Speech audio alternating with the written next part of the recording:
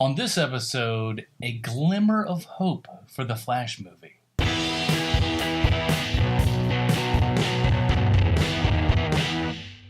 What's up, everybody? Welcome back to another episode of Nerd Talk Now. My name is Adam Portress, and I have some good news for you today. It seems that so many times in the realm of comic book movies and TV shows and stuff, we get either tremendously great news or the worst news ever. And I gotta say, today was, I think, some very, very interesting news, and one that I am personally happy about. Now, for those of you that don't know, the DC Universe has had its kind of starts and stops and successes and failures, mostly failures critically. Box office-wise, they're doing okay, but they're always back and forth with what they're doing, and sometimes it seems like they know what they're doing, other times they have no clue. One of the ones that seems to be on the bubble a whole bunch has been the Flash movie. Now, for those of you that don't know, this new upcoming Flash movie has gone through a litany of problems. Before we get going into the new news about the Flash movie, I want to give you a little bit of context about how long this is going on, because I think some people really don't even know how long it's been going on. It goes back all the way to the late 80s, early 90s. So back then you had Peter Gruber and John Peters who were producing the Batman movie and some other stuff. These are big, powerful dudes. John Peters, with his fancy hair, beat up a lot of people. Peter Gruber would go on to, co-host an AMC talk show and everything. But these guys were at the height of their power, late 80s, early 90s and everything. So this thing has been gestating for quite some time here. I mean, at that point even, they were looking to have, Daredevil scribe in comic books, of course, Jeff Loeb actually write it, and Michael J. Fox to star as Barry Allen. So this thing has been going on for quite some time.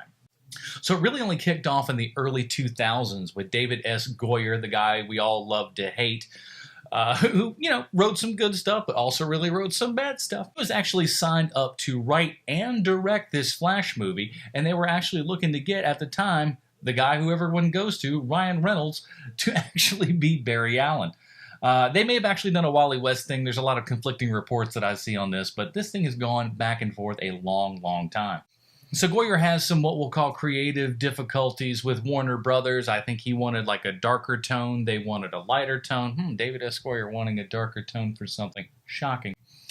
So they didn't want that, so they kicked him off and everything, or he left, however you want to put it. And then Shawn Levy came in. Now, Shawn Levy is a guy who he's got some good stuff, he's got some bad stuff. He's okay.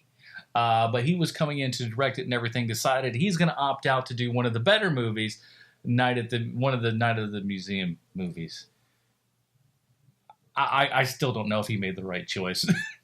At one time, Greg Berlanti himself was actually attached to direct this new Flash movie and everything. Of course, he would go on to direct the Flash TV show.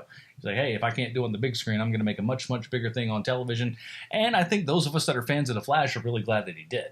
Seth Grahame-Smith also had a short parlay here with the Flash. That didn't last long. Creative differences. And then the most recent director, Rick Famuyiwa. I'm sorry, I got a tough last name. I get it. I'm sorry. I thought, this guy's got a nice touch. It's going to be great to see what he brings to the party. Creative differences.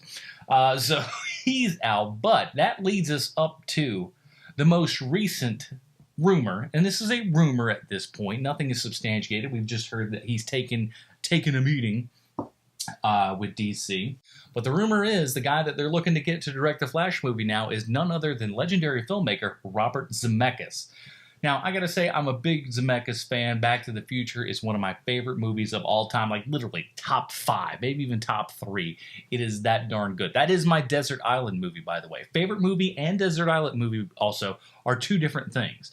Desert Island movie is the one that you can watch over and over and over again and not have to worry about ever getting bored of it. Favorite movie is the one that you're just happy with, that you love the most. Back to the Future's Desert Island, I could watch that over and over. It's got intrigue, it's got romance, it's got action, it's got comedy, it's got it all. But I absolutely love that movie. But Robert Zemeckis has actually been coming into his own in the last couple of years. He had a little bit of a murky career in like the late 90s and early 2000s and stuff. Had a little bit of some hits and misses successes and stuff. But as of recently, he's really kind of stepped up his game quite a bit, and I think he's really getting back into it. And I also think Zemeckis is a really great choice for this because he is also a very effects-friendly director. He knows a lot about this stuff, and I think he can bring a levity to this that Shawn Levy, get it?